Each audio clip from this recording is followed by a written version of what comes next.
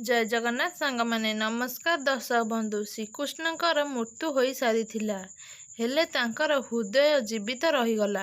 ସେହି ହୃଦୟ ଓଡ଼ିଶାର ଏକ ଚମତ୍କାରୀ ମନ୍ଦିରରେ ଜନ୍ମ ନେଲେ, ଯେଉଁଠି ସେ ଭଗବାନ ଆଜି ବି ଜୀବିତ ଅଛନ୍ତି।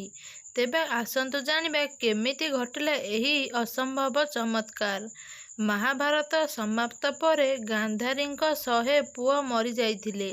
ସେ ଶ୍ରୀକୃଷ୍ଣଙ୍କୁ ଦୋଷ ଦେଲେ, ତୁମେ ଯୁଦ୍ଧ ବନ୍ଦ କରି ପାରିଥାନ୍ତ, କିନ୍ତୁ ବନ୍ଦ କଲ ନାହିଁ। ଗାନ୍ଧାରୀ ଶ୍ରୀକୃଷ୍ଣଙ୍କୁ ଅଭିଶାପ ଦେଲେ, 1 ବର୍ଷ ପରେ ତୁମର ଯାଦବ ବଂଶ ସମାପ୍ତ ହେବ, ଦ୍ୱାରିକା ସମୁଦ୍ରରେ ବୁଡ଼ିଯିବ। ଏବଂ ସେହି ଅଭିଶାପ ସତ ହେଲା। ଯାଦବମାନେ ଯୁଦ୍ଧ କରି ନଷ୍ଟ ହେଲେ, ଯାଦବ ବଂଶ ବୁଡ଼ିଗଲା। ଗୋଟିଏ ଦିନ ଶ୍ରୀକୃଷ୍ଣ ଜଙ୍ଗଲରେ ଗୋଟିଏ ଗଛ ତଳେ ବିଶ୍ରାମ କରୁଥିଲେ। ସେହି ସମୟରେ ଜରା ନାମକ ଏକ ଶିକାରୀ ଶ୍ରୀକୃଷ୍ଣଙ୍କ ପାଦର ନାଲ ଚମକକୁ ଦେଖି ହରିଣ ଭାବି ତୀର ଚଳାଇଦେଲା। ଯେତେବେଳେ ସେ ଜାଣିଲା ଯେ ତୀରଟି ଯାଇ ଭଗବାନ ଶ୍ରୀକୃଷ୍ଣଙ୍କ ପାଦରେ ଲାଗିଛି, ସେ ତୁରନ୍ତ ଅନୁତାପ କଲା। ଶ୍ରୀକୃଷ୍ଣ କହିଲେ, ତ୍ରେତୟା ଯୁଗରେ ତୁମେ ବାଳୀ ଥିଲ, ମୁଁ ତୁମକୁ ଏକ ଗଛର ପଛରୁ ମାରିଥିଲି। ସେହି କର୍ମର ପରିଣାମ ତୁମରି ହାତରୁ ଲେଖା ଯାଇଥିଲା। ଏବଂ ଶ୍ରୀକୃଷ୍ଣ ଦେହତ୍ୟାଗ କରିଲେ, କିନ୍ତୁ ତାଙ୍କର ହୃଦୟ ଜୀବିତ ରହିଗଲା। କିନ୍ତୁ ଅର୍ଜୁନ ସେହି ହୃଦୟଟିକୁ ନଦୀରେ ଭସାଇ ଦେଲେ। ସେହି ହୃଦୟ ଓଡ଼ିଶାର ମହାନଦୀ କୂଳକୁ ଭାସି ଆସିଲା। ସେଠାରେ ଜଣେ ଆଦିବାସୀ ବୈଶ୍ୟବାସୁ ତାକୁ ଦେଖିଲେ। ସେ ଗୋଟିଏ ଗୁପ୍ତ ଗୁମ୍ଫାରେ ତାକୁ ରଖିଲେ ଓ ନୀଳମାଧବ ରୂପରେ ତାଙ୍କୁ ପୂଜା କଲେ।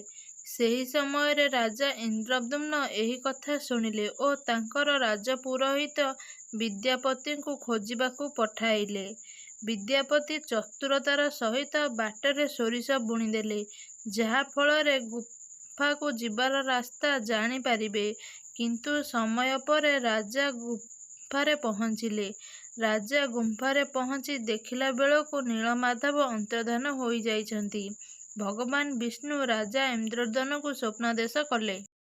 ମୁଁ ଏବେ ସମୁଦ୍ରରେ ଗୋଟିଏ କାଠଗଣ୍ଡି ରୂପରେ ଭାସୁଛି, ତାହାକୁ ଆଣି ମୋର 3ଟି ବିଗ୍ରହ ନିର୍ମାଣ କର। ରାଜା ଇନ୍ଦ୍ରଦ୍ୟୁମ୍ନ ସମୁଦ୍ର କୂଳକୁ ଯାଇ ଦେଖିଲେ ତ ସତ୍ୟରେ ଗୋଟିଏ କାଠ ଭାସୁଛି, ହେଲେ କେହି ମୂର୍ତ୍ତି କାରିଗର କାଠକୁ କାଟିପାରିଲେ ନାହିଁ। ଏବେ ବିଶ୍ୱକର୍ମା ଦେବତାମାନଙ୍କର ଶିଳ୍ପୀ ଆସିଲେ। ସେ ଗୋଟିଏ ସର୍ତ୍ତ ରଖିଲେ, ମୁଁ 21 ଦିନ ଧରି ଗୋଟିଏ ବନ୍ଦ କୋଠରୀରେ ମୂର୍ତ୍ତି ନିର୍ମାଣ କରିବି। ଯଦି 21 ଦିନ ଭିତରେ ଦ୍ୱାର ଖୋଲାଯିବ, ତେବେ ସେହି ମୂର୍ତ୍ତିଗୁଡ଼ିକ ଅଧା ରହିଯିବ। କିନ୍ତୁ 15 ଦିନ ପରେ ସେହି ବନ୍ଦ କୋଠରୀ ଭିତରୁ ଶବ୍ଦ ଆସିବା ବନ୍ଦ ହୋଇଗଲା ଓ ରାଣୀଙ୍କ ଅନୁରୋଧ କ୍ରମେ ଦ୍ୱାର ଖୋଲାଗଲା। ବିଶ୍ୱକର୍ମା ଅନ୍ତର୍ଦ୍ଧାନ ହୋଇଗଲେ, 3 ମୂର୍ତ୍ତି ଅଧାରେ ରହିଗଲେ। ରାଜା ଦୁଃଖିତ ହୋଇଗଲେ।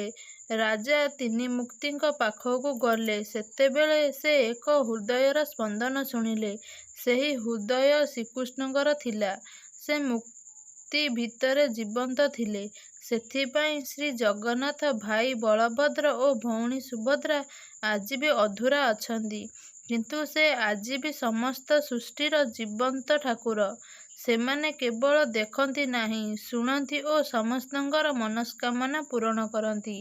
ଏହି ଥିଲା ପ୍ରଭୁ ଜଗନ୍ନାଥ ଓ ଶ୍ରୀକୃଷ୍ଣଙ୍କ ମଧ୍ୟରେ ଜୀବନ୍ତ କାହାଣୀଟିଏ ଓ ତାଙ୍କ ହୃଦୟର କେମିତି ଆସିକି ଜଗନ୍ନାଥଙ୍କ ପାଖରେ ପହଞ୍ଚିଥିଲା।